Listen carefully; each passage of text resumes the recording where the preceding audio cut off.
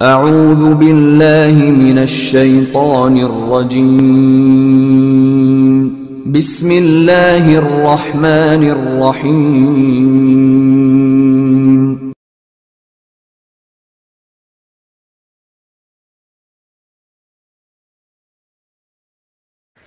خواتین و حضرات السلام علیکم۔ میں ہوں آپ کا میزبان محمد فاضل شمسی۔ آج علمی نشست کے نئے پروگرام کے ساتھ آپ کے سامنے حاضر خدمت۔ آج ہمارا موضوع ہے فضیلت علم۔ اس موضوع پر گفتگو کرنے کے لیے ہمارے ساتھ موجود ہیں بانی جامعہ ابی بکر پروفیسر ظفر اللہ رحمۃ اللہ علیہ کے صاحبزادے مولانا ضیاء الرحمن مدنی حفظہ اللہ تعالی، فاضل مدینہ یونیورسٹی ہمارے ساتھ موجود ہیں۔ میں ان سے کہوں گا کہ فضیلت علم پر گفتگو فرمائیں۔ بسم اللہ والصلاة والسلام علی رسول اللہ، اما بعد فاعوذ باللہ من الشیطان الرجیم، بسم اللہ الرحمن الرحیم۔ قال تعالی شاہد اللہ انہ لا الہ الا ہو والملائکہ واولو العلم قائما بالقسط، وقال النبی صلی اللہ علیہ وسلم طلب العلم فریضۃ علی کل مسلم۔ تمام تعریفات، توصیفات، تسبیحات، تحمیدات، طیبات، صلوات، تکبیرات، تمجیدات، اچھے کلمات اللہ تبارک و تعالیٰ کے لیے ہیں۔ درود و سلام نبی اکرم صلی اللہ علیہ وسلم کی ذات گرامی کے لیے، جو ہمارے آقا ہیں، راہبر ہیں، رہنما ہیں، اسوہ ہیں، قدوہ ہیں، مثال ہیں، اور نبی اکرم صلی اللہ علیہ وسلم کی پیروی میں ہماری نجات ہے۔ علم کی فضیلت کے سلسلے میں نے آپ کے سامنے ایک آیت پڑھی ہے۔ آیات تو کتاب اللہ کے اندر علم کے متعلق سینکڑوں ہیں، بلکہ بعض لوگوں نے علم اور علم سے متعلق مشتقات علم کے بارے میں آیتیں گنی تو یہ 700 سے زیادہ آیتیں کتاب اللہ کے اندر پائی جاتی ہیں۔ یہ جو آیت میں نے آپ کے سامنے پڑھی ہے، تلاوت کی ہے، یہ سورہ آل عمران سے جو ہے وہ آیت لی گئی ہے۔ اس میں اللہ تبارک و تعالیٰ نے علم والوں کو اس سلسلے میں اور اس کڑی میں پرویا ہے جس سلسلے کے اندر اللہ تبارک و تعالیٰ فرشتے اور اولو العلم کو ایک ہی سلسلے میں بیان کیا ہے اللہ تبارک و تعالیٰ نے، اور یہ علم کی اہمیت پر دلالت کرتی ہے یہ آیت کہ توحید جیسی حقیقت کو بھی جاننے کے لیے، اس کے اوپر عمل کرنے کے لیے اس کو پہلے جاننا ضروری ہے۔ بڑی سے بڑی بات ہو، چھوٹی سے چھوٹی بات ہو، اس کے اوپر عمل کرنے کے لیے علم ضروری ہے۔ اسی لیے امام بخاری رحمہ اللہ نے باب باندھا ہے، باب العلم قبل القول والعمل۔ ہر بات سے پہلے، ہر جو ہے وہ عمل کرنے سے پہلے علم ضروری ہے۔ اور علم کا تعلق بنی نوع انسانیت سے، اس کی پیدائش سے ہی ہے، بلکہ اس کی ابتدا سے ہے۔ وعلم آدم الاسماء کلھا۔ اللہ تبارک و تعالیٰ نے فرشتوں کے مقابلے میں جب آدم علیہ السلام کو سجدہ کرنے کا حکم دیا گیا تو یہی بیان کیا گیا کہ آدم علیہ السلام کو جو اللہ تبارک و تعالیٰ نے فضیلت بخشی ہے وہ اس علم کی بنا پر بخشی ہے۔ اور نبی اکرم صلی اللہ علیہ وسلم کے اوپر جو پہلی وحی اتری ہے، اور اس کے اندر بھی نبی اکرم صلی اللہ علیہ وسلم کو یہی کہا گیا ہے کہ اقرأ بسم ربک الذی خلق، خلق الانسان من علق، اقرأ وربک الاکرم الذی علم بالقلم وعلم الانسان ما لم یعلم، کہ انسان کو اللہ تبارک و تعالیٰ نے وہ سکھایا ہے جو انسان جانتا نہیں ہے۔ تو علم جو ہے وہ من جانب اللہ ہے، اللہ تبارک و تعالیٰ کی طرف سے ہے۔ اور نبی اکرم صلی اللہ علیہ وسلم کو اللہ تبارک و تعالیٰ نے تنبیہ کی ہے کتاب اللہ کے اندر کہ اگر علم کے علاوہ کسی چیز کی پیروی کی جائے گی تو وہ خواہشات نفس ہے۔ وَلَئِنِ اتَّبَعْتَ أَهْوَاءَهُمْ بَعْدَ الَّذِي جَاءَكَ مِنَ الْعِلْمِ مَا لَكَ مِنَ اللَّهِ مِنْ وَلِيٍّ وَلَا نَصِيرٍ، کہ اگر علم کے مقابلے میں جو من جانب اللہ ہے، کسی اور چیز کی پیروی کی جائے گی تو وہ خواہشات نفس ہیں، اور اگر انسان خواہشات نفس کی پیروی کرتا ہے، اپنی مرضی کرتا ہے، تو اللہ تبارک و تعالیٰ کے علاوہ کوئی بھی اس کا نہ مددگار ہو سکتا ہے نہ کوئی دوست ہو سکتا ہے۔ تو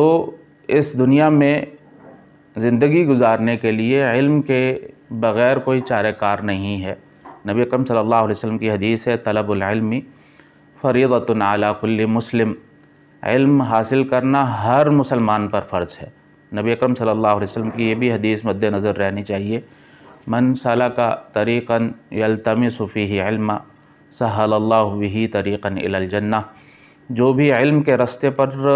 چلتا ہے بالآخر اس راستے کا اختتام یا منزل جو ہے وہ جنت ہے۔ کہ جو بھی اللہ تبارک و تعالیٰ کے لیے علم حاصل کرنے کے لیے نکلتا ہے، اور اگر اس راستے کے اندر اسے موت آ جاتی ہے تو اس کے اور جنت کے درمیان میں صرف موت ہے۔ نبی اکرم صلی اللہ علیہ وسلم نے جو احادیث کے اندر علم کی فضیلت بیان کی ہے، قرآن مجید میں تو 700 مرتبہ سے زیادہ ہے، احادیث کے اندر تو علم کی جو فضیلت نبی اکرم صلی اللہ علیہ وسلم نے بیان کی ہے تو اسے تو گنا نہیں جا سکتا۔ جو سب سے اس لحاظ سے کہ نبی اکرم صلی اللہ علیہ وسلم نے جو علم کی فضیلت بیان کی ہے، میرے علم کے مطابق اس حدیث سے بڑی حدیث کوئی نہیں ہے، جو نبی اکرم صلی اللہ علیہ وسلم نے یہ کہا کہ فضل العالم علی العابد کفضلی علی ادناکم، کہ ایک عالم کو اللہ تبارک و تعالیٰ نے اس قدر فضیلت دی ہے جس طرح مجھ نبی اکرم صلی اللہ علیہ وسلم کو فضیلت عطا کی ہے تم میں سے کسی ادنا صحابی کے اوپر۔ یعنی نبی اکرم صلی اللہ علیہ وسلم نے صاحب علم کو اس قدر بڑا مقام دے دیا ہے کہ اس کے بارے میں جو ہے وہ تصور نہیں کیا جا سکتا۔ اور پھر یہیں تک نہیں، ہم یہ آیت جو ہے وہ بہت زیادہ تلاوت کرتے ہیں، ہر خطبے کے اندر تلاوت کی جاتی ہے، ان اللہ و ملائکتہ یصلون علی النبی، بے شک اللہ تبارک و تعالی اور اس کے فرشتے نبی اکرم صلی اللہ علیہ وسلم پر درود بھیجتے ہیں، یا ایھا الذین آمنوا صلوا علیہ وسلموا تسلیما، کہ اے ایمان والو آپ بھی وہ کام کریں جو اللہ تبارک و تعالی اور اس کے فرشتے سر انجام دے رہے ہیں۔ یہ اس پیرائے میں اللہ تبارک و تعالیٰ نے نبی اکرم صلی اللہ علیہ وسلم کا ذکر جو ہے وہ کیا ہے کتاب اللہ کے اندر۔ نبی اکرم صلی اللہ علیہ وسلم نے اسی انداز میں اصحاب علم کا ذکر کیا ہے کہ بے شک ان اللہ و ملائکتہ و اہل السماوات و اہل الارض لا یصلون علی معلم الخیر علی معلم الناس الخیر، بے شک اللہ تبارک و تعالیٰ اور اس کے فرشتے اور جو کچھ آسمانوں میں ہے جو کچھ زمین میں ہے۔ اور پھر نبی اکرم صلی اللہ علیہ وسلم نے اس حدیث کے اندر بطور مثال بھی جو ہے وہ بیان کیا، یہاں تک کہ مچھلی سمندر کے پیٹ کے اندر، یہاں تک کہ چیونٹی سوراخ کے اندر، وہی لفظ ہے وہاں پر ان اللہ و ملائکتہ یصلون ہے، یہاں پہ لا یصلون نبی اکرم صلی اللہ علیہ وسلم نے استعمال کیا ہے، ایک ہی الفاظ ہیں کہ درود بھیجتے ہیں، دعائیں کرتے ہیں علی معلم الناس الخیر، جو لوگوں کو خیر کی بات بتاتا ہے، جو لوگوں کو خیر کی بات بتاتا ہے۔ یہ بڑی عظیم حدیث ہے۔ وہاں پر صرف اور صرف قرآن مجید میں اللہ تبارک و تعالیٰ کا ذکر کیا گیا ہے اور فرشتوں کا ذکر کیا گیا ہے، یہاں پر نبی اکرم صلی اللہ علیہ وسلم نے اللہ تبارک و تعالیٰ کا بھی ذکر فرمایا ہے، فرشتوں کا بھی ذکر فرمایا ہے، اور اس کے ساتھ ساتھ آسمانوں میں تمام مخلوقات کا ذکر کیا ہے اور زمین کے اندر تمام مخلوقات کا ذکر کیا ہے،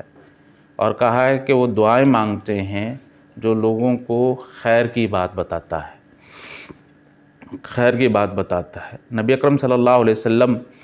جو ہے آپ جانتے ہیں کسی بھی چیز کی زیادتی نقصان دہ ہوتی ہے،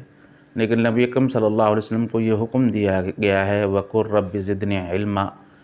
کہ نبی اکرم صلی اللہ علیہ وسلم یہ دعا کیجئے کہ اللہ تبارک و تعالی ہمیں بہت زیادہ علم نصیب فرما۔ تو یہ احادیث اور جو ہے وہ آیات اس بات پر دلالت کرتی ہیں کہ یہ علم حاصل کرنا ہر مسلمان پر فرض ہے، اس میں کوئی استثناء نہیں ہے، کوئی استثناء نہیں ہے، مذکر مؤنث کی استثناء نہیں ہے، چھوٹے بڑے کی جو ہے وہ استثناء نہیں ہے، اور جو ہے انسان کو پوری زندگی حصول علم میں گزار دینی چاہیے، اس لیے کہ جس قدر بھی حاصل کر لیا جائے وہ تھوڑا ہی ہے۔ وَمَا أُوتِيتُم مِّنَ الْعِلْمِ إِلَّا قَلِيلًا، ہمیں جو بھی علم دیا گیا ہے وہ تھوڑا سا اللہ تبارک و تعالیٰ کے بہت سارے خزانوں میں سے تھوڑا سا ہے، تھوڑا سا ہے، اور جس قدر علم کے ساتھ نسبت بڑھتی چلی جاتی ہے اسی قدر عمل کے اندر رسوخ جو ہے آتا چلا جاتا ہے، اسی قدر بہتری آتی چلی جاتی ہے، اسی قدر جو ہے انسان جو ہے اس کا تعلق اللہ تبارک و تعالیٰ سے جو ہے وہ بڑھتا چلا جاتا ہے۔ عبداللہ بن مبارک رحمہ اللہ سے کہا گیا کہ آپ ہمارے درمیان میں کیوں نہیں بیٹھتے؟ آپ کو معلوم ہے کہ عبداللہ بن مبارک رحمہ اللہ جو ہے تابعین میں سے تھے، خیر القرون میں سے تھے، تو انہوں نے بڑی خوبصورت بات کہا کہ مجھے نبی اکرم صلی اللہ علیہ وسلم اور صحابہ اکرام کے ساتھ بیٹھنے سے فرصت ملے تو میں آپ کے ساتھ بیٹھوں۔ اس کا مطلب یہ تھا کہ میں جب احادیث پڑھ رہا ہوتا ہوں تو اس طرح ہے جس طرح میں رسول اللہ صلی اللہ علیہ وسلم کے ساتھ بیٹھا ہوں، جب میں سیرت صحابہ کا مطالعہ کر رہا ہوتا ہوں تو اس طرح ہے جس طرح میں صحابہ اکرام کے ساتھ بیٹھا ہوں۔ تو اسی جو ہے وہ پیرائے میں یہ بات کی جا سکتی ہے کہ جو کتاب اللہ کی تلاوت کر رہا ہوتا ہے تو دراصل اللہ تبارک و تعالیٰ سے باتیں کر رہا ہوتا ہے، اور اللہ تبارک و تعالیٰ کے ساتھ اس کا تعلق جڑ جاتا ہے، اور جو احادیث رسول اللہ صلی اللہ علیہ وسلم پڑھ رہا ہوتا ہے تو ویسے ہی ہے جس طرح رسول اللہ صلی اللہ علیہ وسلم کی صحبت میں بیٹھا ہے۔ جو سیرت صحابہ کا مطالعہ کر رہا ہوتا ہے وہ اسی طرح ہے جس طرح وہ صحابہ اکرام کے درمیان میں بیٹھا ہوا ہے۔ اسی لیے قرآن مجید میں یہ بات کی گئی ہے کہ انما یخشی اللہ من عبادہ العلماء، دراصل اللہ تبارک و تعالیٰ سے ڈرنے والے لوگ تو صرف اور صرف علماء ہی ہیں۔ تو اس علم حاصل کرنے سے عمل کے اندر رسوخ پیدا ہوتا ہے، اور رسوخ کے ساتھ ساتھ جو ہے خشیت بھی جو ہے وہ بہت ضروری ہے، اور اللہ تبارک و تعالیٰ چاہتے ہیں کہ اس سے ڈرا جائے، اور حقیقتاً ڈرتے وہی ہیں جو علم رکھتے ہیں، ڈرتے وہی ہیں جو علم رکھتے ہیں، اور جس قدر علم میں اضافہ ہوتا چلا جاتا ہے اسی قدر جو ہے وہ خشیت میں اضافہ ہوتا چلا جاتا ہے۔ اللہ تبارک و تعالیٰ سے دعا ہے کہ اللہ تبارک و تعالیٰ ہمیں ان باتوں کو سمجھنے کی توفیق عطا فرمائے اور ان کے اوپر عمل کرنے کی توفیق عطا فرمائے۔ وآخر دعوانا ان الحمدللہ۔ بہت شکریہ شیخ صاحب، ماشاءاللہ آپ نے قرآن و حدیث کے دلائل سے مزین گفتگو فرمائی علم کی فضیلت پر۔ اس میں ایک بات یہ کہوں گا کہ علم کی فضیلت کے حوالے سے کہ قرآن و حدیث کا علم اللہ صرف ان لوگوں کو دیتا ہے جن سے اللہ محبت کرتا ہے۔ علم کی فضیلت پر شیخ محترم کی گفتگو سماعت فرمائی۔ انشاءاللہ ہم پھر ایک نئے پروگرام کے ساتھ آپ سے ملاقات کریں گے۔ جب تک کے لیے اپنے میزبان محمد فہد شمسی کو اجازت دیں۔ السلام علیکم ورحمۃ اللہ وبرکاتہ۔